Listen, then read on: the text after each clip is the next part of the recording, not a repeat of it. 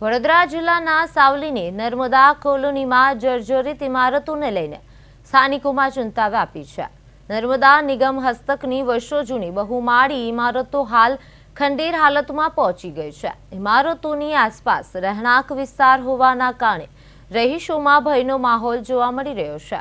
ચોમાસા અને વાવાઝોડા દરમિયાન આ ઇમારતો ધરાશાયી થવાની ભીતિ વ્યક્ત કરવામાં આવી રહી છે। જ્યારે હાલ કોઈ ઉપયોગમાં નહીં હોવા છતાં આ ઇમારતો ખતરનાક સ્થિતિમાં ઊભી છે। સ્થાનિકોએ કોઈ મોટી દુર્ઘટના સર્જાય તે પહેલા તાત્કાલિક ડિમોલેશનની માંગ કરી છે। નર્મદા નિગમ દ્વારા ઇમારતોના ડિમોલેશન માટે મંજૂરી મળી ગઈ હોવાનું પણ જણાવાયું છે।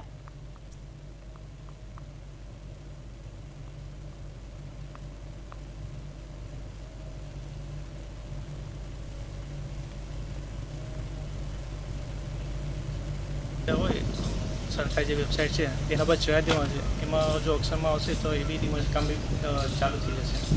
तंत्र शू कोई गोजारी घटना बनेनी राह जोई रह्युं छे? ना ना एवुं नहीं, तमारी जे मंजूर थई એટલે મંજૂર અમારે મોકલી તો મંજૂર થઈ ગયું છે। હવે ઓક્શન અમારે થાય ડિમોલિશન માટે, એ ઓક્શન થશે પછી ડિમોલિશન કાર્ય આવે